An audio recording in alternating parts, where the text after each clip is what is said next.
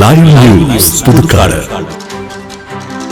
കിഫ്ബി ഫണ്ടിൽ നിന്നും 59.2 കോടി രൂപ ഉപയോഗിച്ച് നവീകരിക്കുന്ന പുതുക്കാട് മുപ്ലിയം ഇഞ്ചക്കുണ്ട് കോടാലി റോഡിലെ നിർമ്മാണ തടസ്സങ്ങൾ മാറ്റുന്നതിന്റെ ഭാഗമായി കെ രാമചന്ദ്രൻ MLA-യുടെ നേതൃത്വത്തിൽ സ്ഥല സന്ദർശനവും അവലോകന യോഗവും നടത്തി.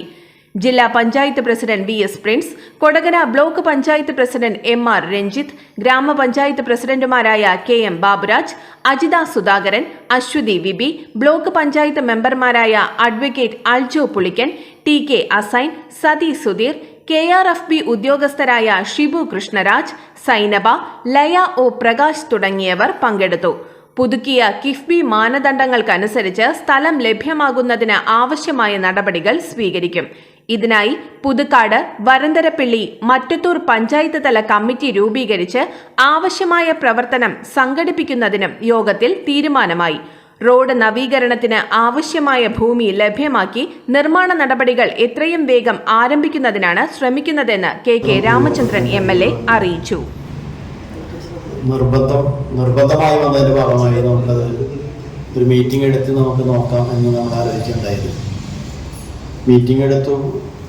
നമ്മൾ പമ്പോക്കൽ ഭൂമികൾ കണ്ടെത്തി 10 മീറ്ററിന് വേണ്ടി വരുന്ന ഭൂമികളെ സംബന്ധിച്ച് നമ്മൾ അളന്ന് രേഖപ്പെടുത്തിയൊക്കെ വെച്ചു.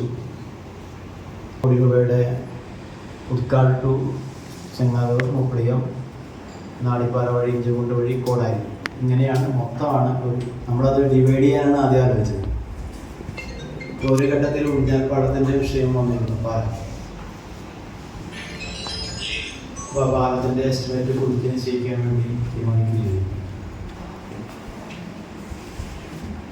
അപ്പോൾ അതിൻ്റെ ഭൂമി ഏറ്റെടുക്കൽ ഈ പോർഷനിൽ വരുമ്പോൾ തന്നെ കുറച്ച് നടപടികൾ സാവകാശപ്പെട്ട് വരും. ജനങ്ങൾക്കാണെങ്കിൽ ഇത് എത്രയും പെട്ടെന്ന്, ഇത് നല്ല റോഡാണ്, പക്ഷേ ഇതിനേക്കാൾ നല്ല റോഡിൽ പണിത് പോകുമ്പോൾ അങ്ങനെ ആവണമല്ലോ. അത് ഏതൊരു മനുഷ്യൻ്റെ ആഗ്രഹമല്ലേ. അത് വൈകുന്തോറും ആളുകളുടെ ഇടയിൽ. Live news Puthukkad. വസ്തുനിഷ്ഠവും വാർത്താ പ്രാധാന്യവുമുള്ള വിഷയങ്ങളിൽ പ്രതികരിക്കണോ? അധികാരവർഗത്തെ ഉറക്കമുണർത്താൻ നിങ്ങളിലെ നീതിബോധം ആഗ്രഹിക്കുന്നുവോ? വരൂ, നമുക്കത് വാർത്തകളായി സമൂഹത്തോട് വിളിച്ചു പറയാം.